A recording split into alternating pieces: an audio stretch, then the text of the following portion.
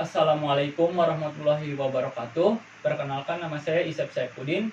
Saya dari manajemen 17C akan mempresentasikan hasil dari laporan kerja praktik saya yang berjudul Mekanisme Penempatan Karyawan di PT Marconi. Selanjutnya yaitu ada latar belakang. Latar belakangnya yaitu penulis memilih tempat kerja praktek di PT Marconi Mandiri Perkasa yang berlokasi di Jalan Raya Cikalong, Cilamaya, Cikalong Sari, Kecamatan Jatisari, Kabupaten Karawang.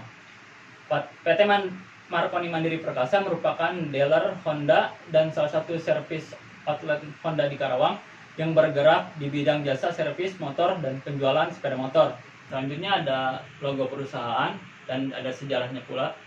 Sejarah dari PT Marconi Mandiri Perkasa yaitu tumbuh dari sebuah entitas bisnis kecil yang didirikan di Pemanukan oleh Bapak Ir Emanuel Suherling pada tahun 1987 yang awalnya menjalankan bisnis servis kendaraan bermotor di Pemanukan hingga diangkat menjadi AHASS. Seiring waktu berjalan, di tahun 2001 membuka dealer Honda menjalankan bisnis penjualan sepeda motor Honda yang didukung oleh PT Daya Adicipta Mustika sekarang yaitu PT Daya Adicipta Motora, memberikan kepercayaan khusus penjualan Honda di wilayah Pemanukan, Kabupaten Subang, Jawa Barat. Dari tahun ke tahun, dealer ini terus berkembang yang pada akhirnya ingin mengembangkan bisnis penjualan kendaraan Honda, motor Honda di wilayah Karawang. Dan juga ada profil singkat perusahaannya, yaitu nama perusahaannya adalah PT Marconi Mandiri Perkasa. Tanggal berdirinya yaitu pada bulan Oktober tahun 2010. Jumlah karyawannya yaitu 15 orang. Alamat perusahaannya di Jalan Raya Cikalong Sari, RT 1 RW 4, Kecamatan Jatisari, Kabupaten Karawang. Produk yang dijual yaitu sepeda motor Honda dan servis.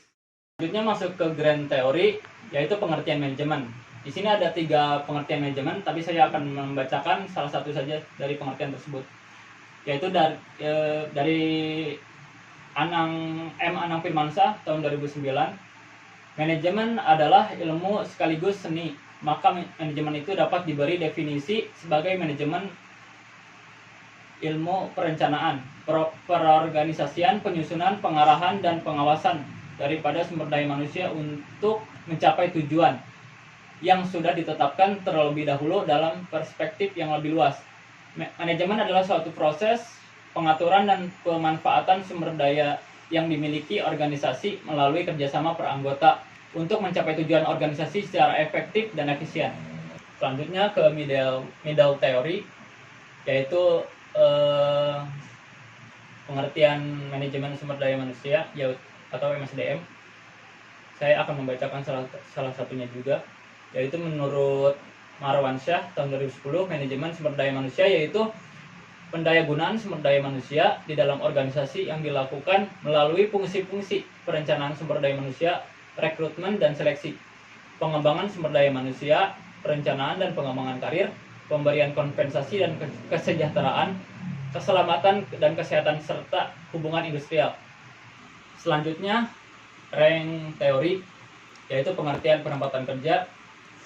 Menurut Siswanto, mendefinisikan penempatan adalah proses pemberian tugas dan pekerjaan kepada tenaga kerja yang lulus seleksi untuk dilaksanakan sesuai ruang lingkup yang telah ditetapkan, serta mampu mempertanggungjawabkan segala resiko dan kemungkinan yang terjadi atas tugas dan pekerjaan, wewenang serta tanggung jawabnya.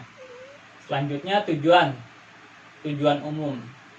Tujuan umum dari kerja praktek ini yaitu menambah wawasan dan ilmu pengetahuan mahasiswa, karena ilmu yang diperoleh di bangku perkuliahan akan lebih bermanfaat bila diaplikasikan pada instansi atau perusahaan.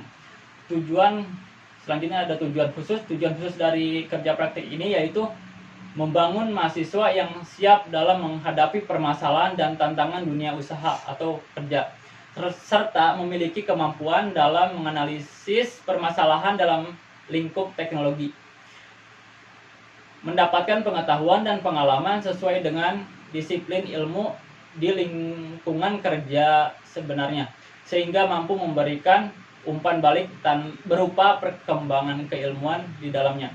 mendapatkan data-data yang dapat diangkat menjadi masalah untuk disusun dalam proposal tugas akhir. Metode yang digunakan adalah metode descriptive library research yang terkait dengan pelaksanaan kerja praktek. Tugas-tugas yang dilakukan di perusahaan yaitu menyimpan catatan penjualan dan memperbarui catatan pelanggan, memastikan target penjualan terpenuhi, dan laporan penyimpanan apapun up to date dengan produk dan fitur baru.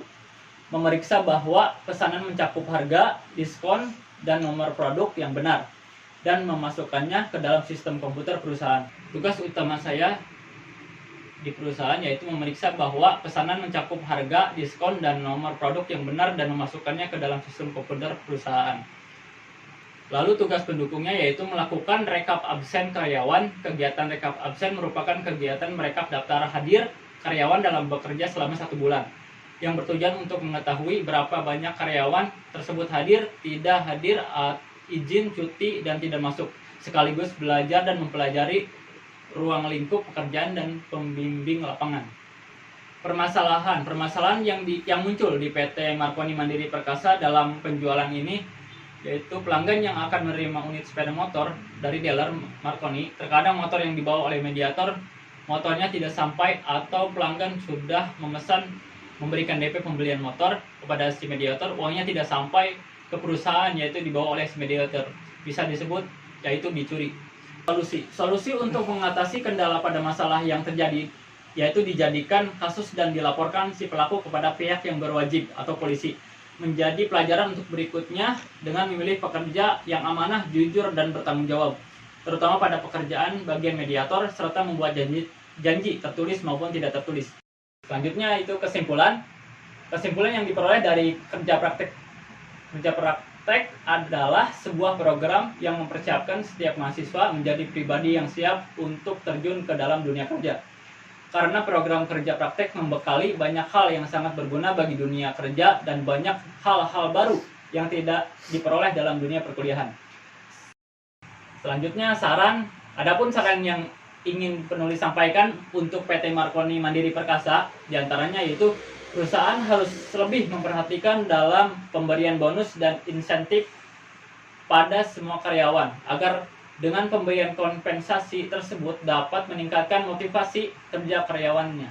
Selain itu juga pembagiannya diatur sesuai dengan porsi kerja dan kontribusinya masing-masing. Perlu adanya penilaian kinerja yang dilakukan secara berskala untuk mengetahui bagaimana kinerja karyawannya, serta dapat mengetahui apakah kompensasi yang sudah diberikan itu dapat berpengaruh atau tidak terhadap kinerja. Sekian presentasi kerja praktek dari saya. Kurang lebihnya mohon maaf. Wassalamualaikum warahmatullahi wabarakatuh.